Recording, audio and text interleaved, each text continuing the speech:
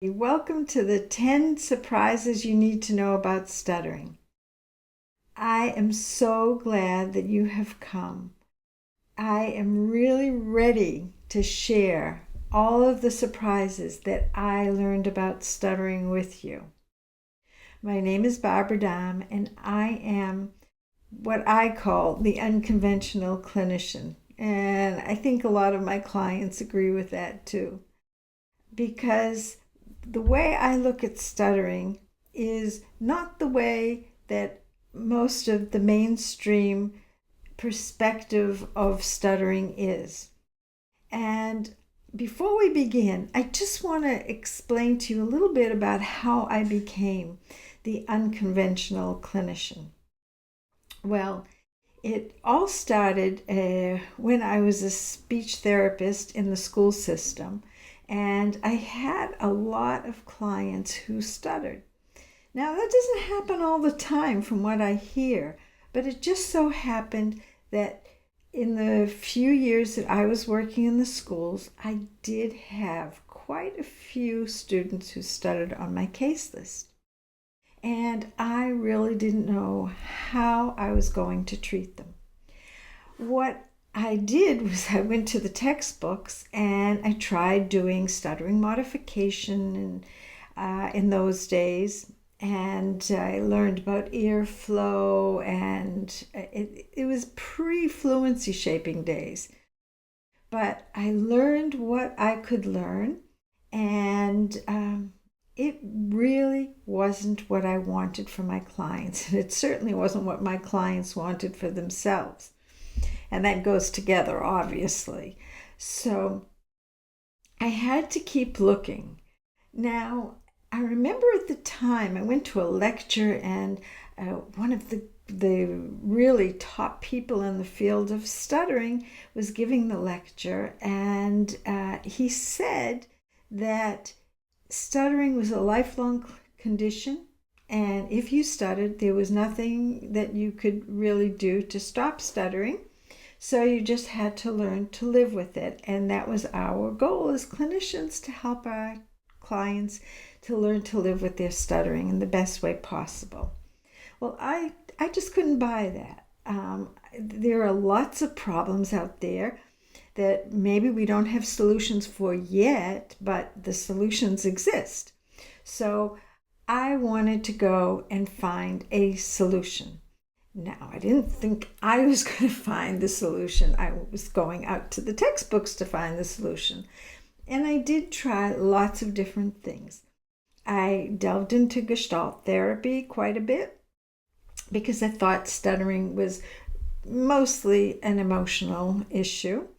That didn't prove to be exactly true either. So I heard about fluency shaping, and I did study fluency shaping. Well, I intended to do fluency shaping with my clients, but when I got into the clinic and I started using it, there were a lot of problems, and I saw that this wasn't really going to answer all of my clients' needs either. And so I didn't intend to look at stuttering from a different perspective. But the more I delved, the more I found that stuttering wasn't what people were thinking. And this is the first surprise that I am going to share with you. And I've got to tell you that it really is the biggest surprise, because all of the other surprises came to light based on this one surprise. And that is that, in essence, stuttering is not really a speech problem. It is a systems problem. I know people do stutter when they're speaking, but they do a lot of other things too at the same time that they are stuttering. That is, they do have blocks, they do have repetitions and prolongations. They do have what appears to be difficulty with their breathing. They do have tension in the face. They do have tension in the body. There are movements of the mouth that don't seem to really fit to what the person is saying. There are eye blinks, loss of eye contact, so many behaviors. Well, we tend to call these behaviors secondary stuttering symptoms, and the stuttering is the primary symptom. But I don't see it that way, because stuttering is also a secondary system, and it is secondary to the way the brain is processing speech. So it is a system. The system is made up of many components, and we don't have to know all of the components, but in the lessons to come, I am going to delve into all of the components and explain how the components work together to create either stuttering or fluent speech. But for now, let's just look at the system a little bit and see what is in the system. Well, first of all, we have our thought processes. That is part of speaking, because everybody knows that when you speak, you think. Think of right now, I'm speaking to you, and I'm thinking about what I think would be beneficial for you to know right now. So I am thinking. What else is going on in this little brain? My thoughts are taking on the form of English language. Now, if I spoke a few languages, which I do, so I might want to have the same thoughts transformed into another language. So language formulation is part of the system. Another thing that is part of the system is the production of the voice, because we need to be heard, and also the movements of the mouth that happen. Now, we're going to go into this system in not too much depth, but enough depth to understand how it works. Most people don't understand how the speaking system is really working. They don't think about it. But people who stutter, because they're doing something a little bit different, inadvertently, of course, it is beneficial to understand some of the workings of a system. Now, you don't have to really know that much. It's like using a computer. You don't have to understand what the algorithms are or how they work or what's inside the computer. But you do have to know what needs to be touched, what keys to press, and you have to have a little understanding of how a computer works or how your operating system works in order to use it effectively. So the same thing is true with speaking. And I want to make this simple.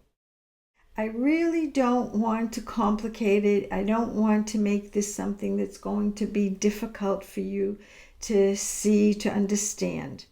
So right now, what I want you to realize is that the system is working within you, the person who stutters, and because it is working within you, that is really empowering.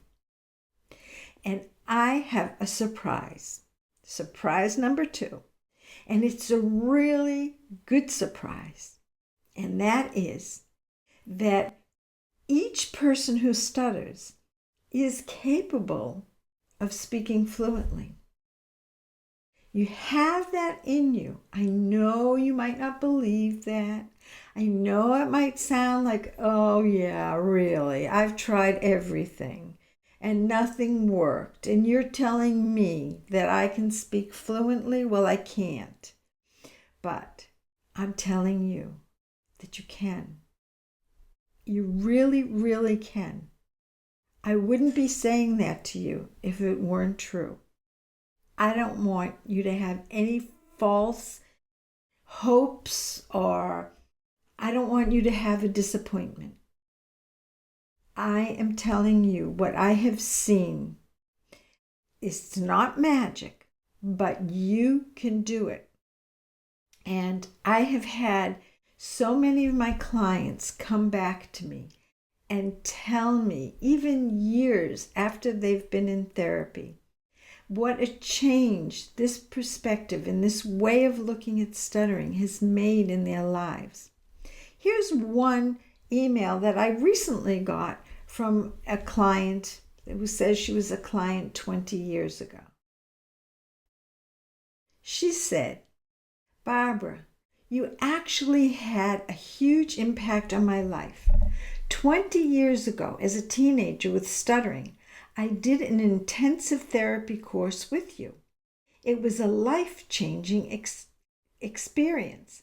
My stuttering got better and better, and now no one actually knows I'm stuttering. I forget it also most of the time, and it has no effect on my daily life."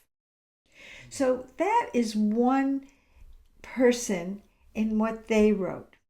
And she actually turned to me because she wanted to learn this approach. There are other people who may have different degrees of changes. For instance, there was another young woman who came to me when she was in her teens, and she was working in a factory setting because she didn't feel that she could communicate and do what she really wanted to do, is that to be a teacher. So she came to me for therapy, and it wasn't easy. It wasn't just, I'm going to change things like that. But she did work on the things that I'm going to tell you about here, and she did make the changes. She stuttered very severely when she first came to me, and was very closed about her stuttering, very ashamed about her stuttering. And she recently, well, it was a few years ago already, got in touch with me because now she's a teacher of special ed. And she wanted to refer one of her students to me. And I asked her how her speech is today, and she said, "Barbara, I remember that when I was a young woman, I used to stutter, but it's not even in my head today. I don't even think about it anymore." So that's a different degree.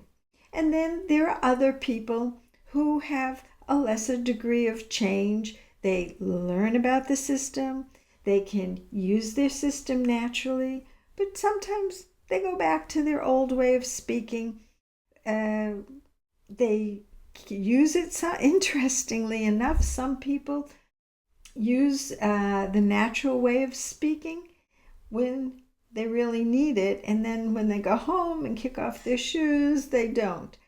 But if you really go through and do everything and go all the way with this perspective, you will get to where these two young women have gotten to. And there are lots of men out there too, believe me. They say that there are 4 or 5 times as many men that stutter as women, and I think that's true. Although it does come in different waves. Sometimes I have more female clients, sometimes I have more male clients.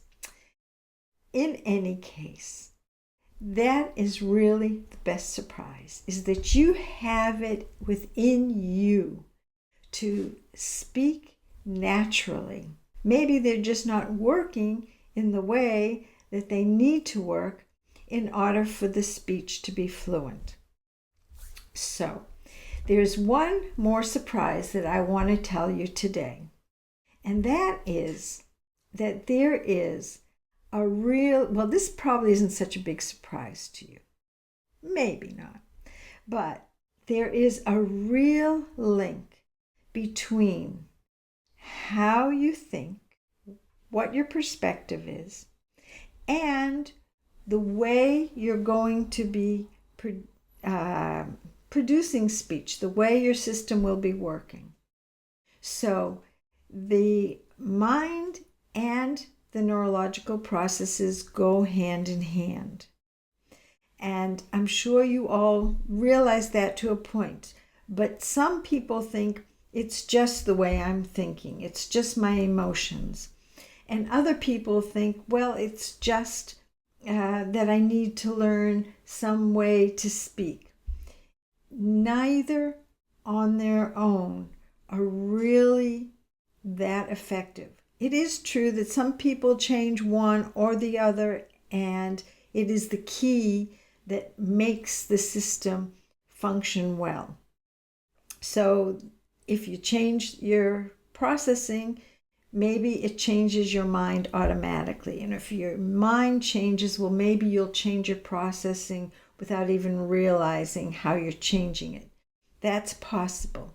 But for most people, it's really important to see the interchange between the mind and the process. So, I am going to be telling you about this in more depth, and I hope you'll join me. But to make this really a beneficial course for you, I want you to do a little bit of homework.